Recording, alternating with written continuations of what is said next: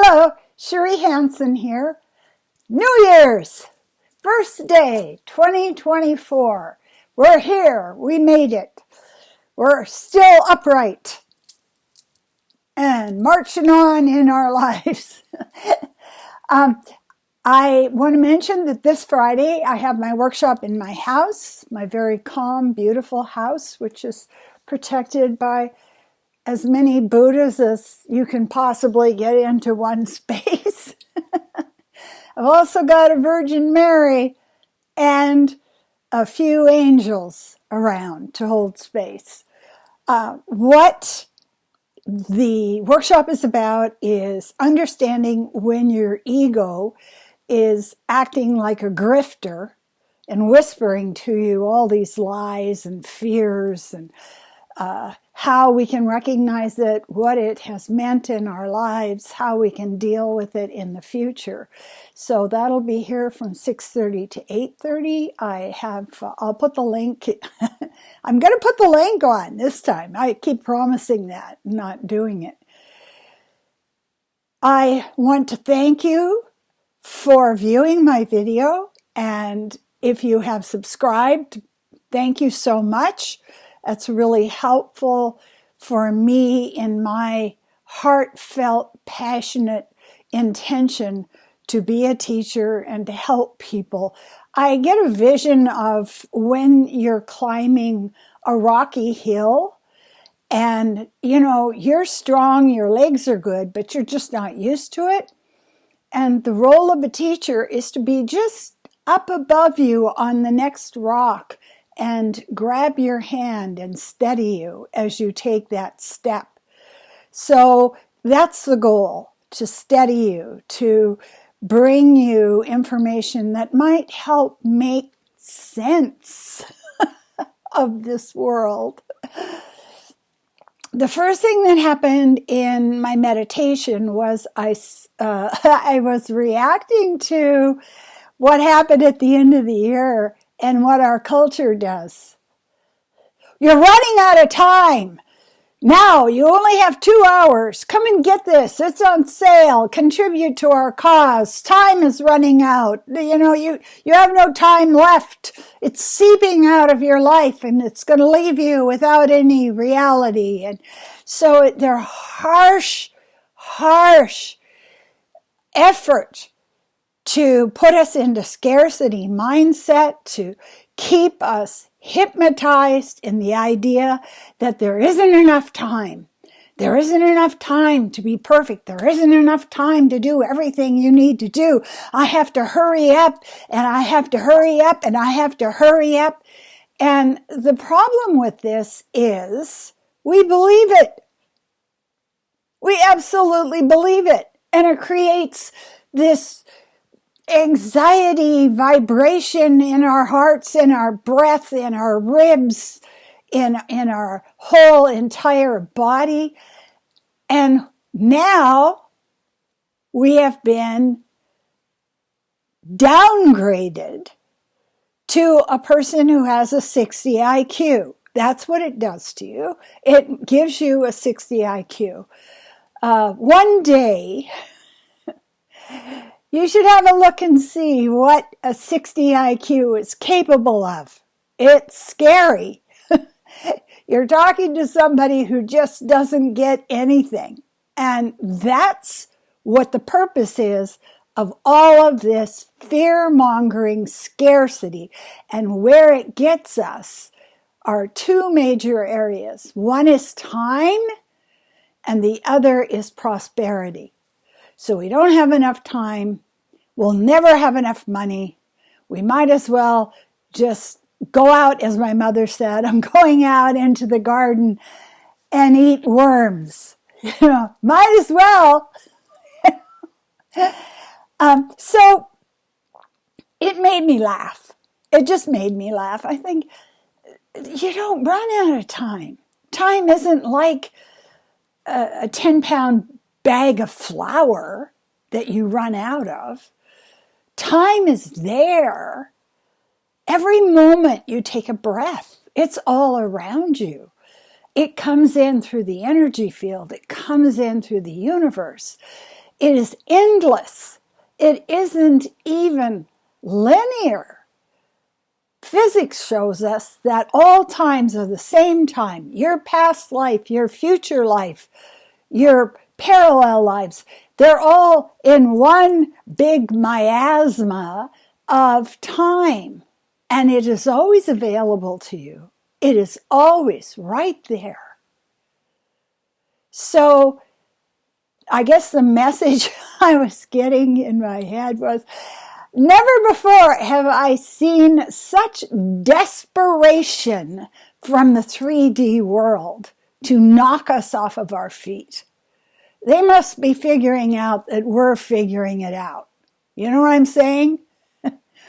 If we're getting to a place where we believe that the universe loves and cares for us and keeps us steady and keeps just creating magic around us and bringing us the things that we need and desire and the lessons we need to learn, how can we be turned into idiots and then just respond to the 3D masters? We can't. So they're starting to sense that we're waking up to it. And, you know, it's kind of like when you're a teenager, just talking about my own experience, and you're about to leave home and your borderline personality mother gets more and more vicious because she knows you're going to escape her control and her magical ability to confound you and confuse you. So it ramps up and it becomes, you're such a rebel and you're so horrible. And so you know that when it's ramping up, that's a sign that it's at the end of its control over you. I had a couple of visions come to me in my meditations. One was just a beautiful moment that I had lost. I used to go to the Yitang Buddhist temple to sit meditation under 3 giant golden Buddhas here in Kelowna. And one of the nuns, who was from Taiwan, didn't have a lot of English, but she kind of connected to me on an energetic level. She would lock eyes, her face would break into a smile, and I just was at a point in my life where I didn't understand what was happening. But now that I look back, I know she was recognizing me. She saw me, and what she saw pleased her. I brought her roses one day. And they were from my garden, so they weren't tame roses. You know, they had thorns and all this kind of stuff. And she asked me to lay them down on the floor. And then she bent over slowly and she picked them up by taking the leaves of the roses and turning them in and making a handle out of the bunch of roses, out of the leaves. And I was astounded. All of my life, I've just grabbed the roses and thought, the roses are going to hurt me. Roses have thorns. I'm going to get cut. I had never seen a workaround where you have a situation that could be damaging or hurtful. And what you do in the face of that is slow down.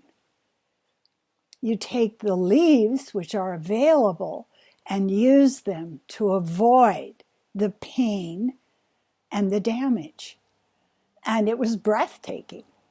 And I thought to myself so many times after I saw that, you can do that with everything. The next image that came to my mind in meditation was where we are right now. I had a vision of chasing the tail, only chasing the teensy tail. You know, I have a cat now, and he has a giant tail. So if he chases his tail, it's quite easy to catch. But for us, we have teensy tails. And the tail is the tail that you carry of your life. I am so, this happened, oh my God, and this happened, and do you know, like I broke a finger, oh geez. And I'm thinking about how we're just swirling around right now in this place of chasing the tail of who we are, what reality is, what the future will be, what the past was. We don't know what the past was. We were looking at it cockeyed and addicted.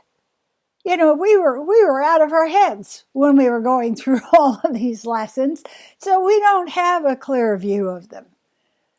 So just let it go. Stop chasing your tail.